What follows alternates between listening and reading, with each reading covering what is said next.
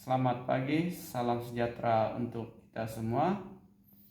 Baik, untuk memenuhi ujian tengah semester, saya akan mempresentasikan tugas yang diberikan oleh ibu dosen kami, yaitu Ibu Putih Febriasari, PSE MSc. Sebelumnya saya memperkenalkan diri saya. Nama saya Welly Saputra, NIM 22104178112, jurusan manajemen, semester 2 tahun ajaran 2022-2023, kelas E F1, mata kuliah manajemen operasi. Dosen pengampu Ibu Putih Febriasari, PSE MSc. Baiklah, saya akan menjawab pertanyaan yang diberikan oleh ibu dosen saya, yaitu mengenai definisi manajemen operasi. Manajemen operasi adalah area bisnis yang berfokus pada proses produksi, serta memastikan pemeliharaan dan perkembangan berlangsung secara efektif dan efisien. Seseorang manajer operasi bertanggung jawab mengelola proses pengubahan input menjadi output. Yang kedua, mengenai dalam organisasi terdapat berbagai bidang atau divisi yang berbeda. Berikut divisi tersebut terdiri dari: yang pertama, divisi operasi, yaitu yang merupakan area bisnis yang berurusan dengan produksi. Kedua, divisi pemasaran, yaitu salah satu fungsi organisasi dan serangkaian proses untuk menciptakan, mengkomunikasikan dengan cara menguntungkan organisasi dan pemangku kepentingannya. Untuk yang ketiga, divisi keuangan, yaitu untuk mengatur kebutuhan uang kas organisasi dan memastikan semuanya sesuai dengan pencatatan yang dilakukan bagian akuntansi. Keempat, divisi pendukung. Di sini dimaksud adalah seperti sumber daya manusia dan transportasi serta pengembangan organisasi. Keuntungan integrasi antar bidang divisi dalam sebuah organisasi adalah membaiknya suatu arus informasi dalam sebuah organisasi. Suatu pelaporan biasanya memang memerlukan waktu, namun demikian akan semakin banyak informasi yang relevan dalam kegiatan manajerial yang dapat diperoleh bila diperlukan.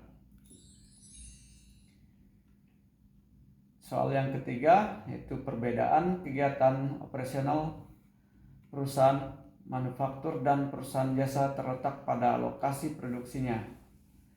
Perusahaan manufaktur membutuhkan lokasi fisik untuk melakukan proses produksi barangnya, sedangkan perusahaan jasa tidak membutuhkannya.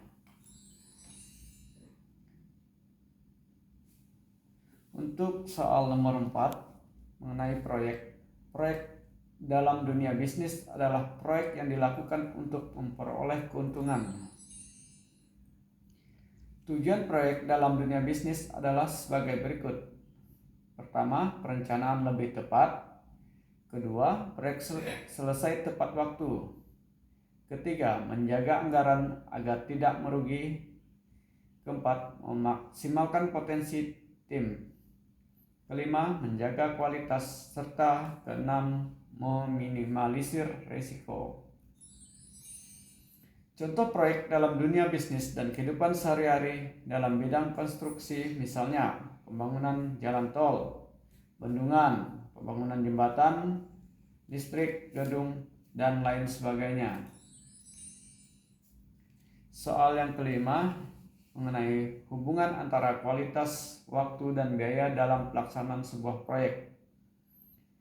Sebuah proyek merupakan ketentuan mengenai biaya, kualitas, dan waktu penyelesaian konstruksi sudah diikat di dalam kontrak dan ditetapkan sebelum pelaksanaan konstruksi dimulai.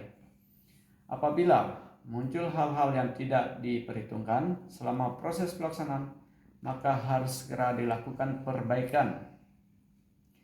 Usaha perbaikan penyimpangan tersebut bagaimanapun tidak dapat mengubah kesepakatan pembiayaan dan jangka waktu pelaksanaan. Bahkan, segala macam bentuk penyimpangan terhadap kesepakatan tentang kualitas dan waktu pekerjaan biasanya mengandung risiko dan sanksi denda.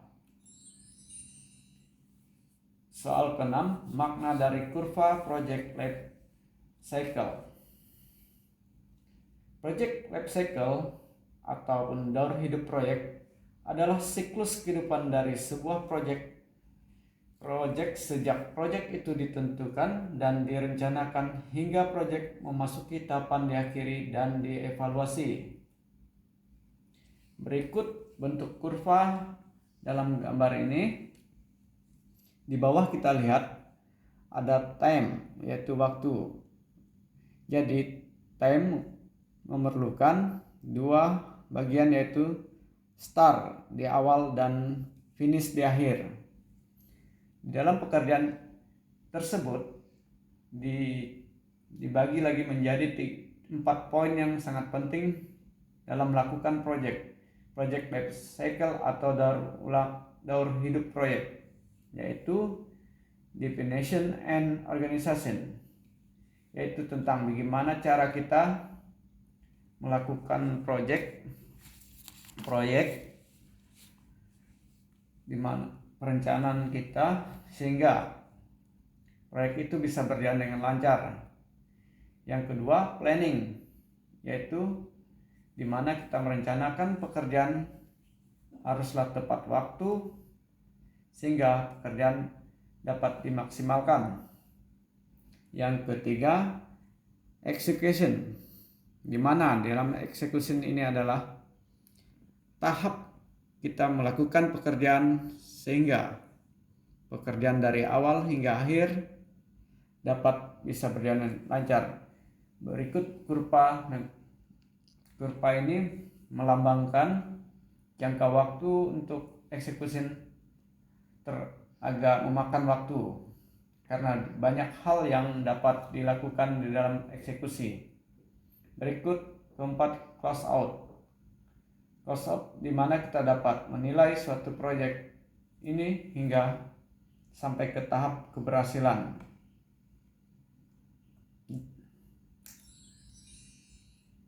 Soal nomor 7 mengenai dimensi yang terdapat dalam manajemen kualitas, yaitu sebagai berikut. 1. Kinerja, performance, yaitu karakteristik operasi pokok dari produk inti. Yang kedua, ciri-ciri atau keistimewaan tambahan, features, yaitu karakteristik sekunder atau pelengkap. Yang ketiga, kendala reliability, yaitu kemungkinan kecil akan mengalami kerusakan atau gagal pakai. Yang keempat, kesesuaian dengan spesifikasi, contoh performance to specification, yaitu sejauh mana karakteristik, desain, dan operasi memenuhi standar-standar yang telah ditetapkan sebelumnya. Yang kelima, daya tahan, durability, yaitu berkaitan dengan berapa lama produk tersebut dapat terus digunakan. Yang keenam, serviceability, meliputi, yaitu kecepatan, kompetensi, kenyamanan, mudah direparasi, penanganan keluhan yang memuaskan. Berikutnya yang ketujuh, estetika, yaitu daya tarik produk terhadap panca indera. Serta yang kedelapan, perceived quality, reputasi produk di mata pelanggan serta tanggung jawab perusahaan terhadap produk tersebut. Berikut soal yang terakhir, yaitu yang kedelapan. Terdapat ada 4 jenis biaya dalam pelaksanaan manajemen kualitas, yaitu yang pertama, biaya pencegahan, biaya penilaian, biaya internal, serta biaya eksternal. Perbedaan jenis biaya yang terdapat dalam manajemen kualitas yaitu sebagai berikut. 1. Atau yang pertama, biaya pencegahan digunakan untuk mencegah setiap kesalahan ataupun masalah yang terjadi pada kualitas produk. Biaya ini termasuk biaya yang paling murah. Yang kedua, biaya penilaian. Ini juga dikeluarkan agar kualitas barang tidak mengalami suatu masalah. Untuk itu, biaya ini termasuk dalam inspeksi bahan baku guna memeriksa atau menguji produk pada proses pembuatan barang jadi. Yang ketiga, biaya internal.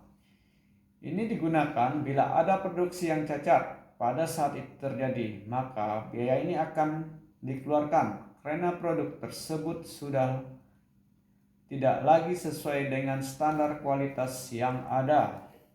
Yang keempat, biaya eksternal. Jika terjadi kegagalan, yang mana biaya ini akan dikeluarkan saat pembeli menerima produk berkualitas buruk. Untuk itu, biaya ini harus dikeluarkan sebagai upaya garansi, penggantian produk, penyelidikan keluhan, atau biaya ini juga bisa digunakan sebagai bagian dari biaya kehilangan pelanggan. Sekian dan terima kasih.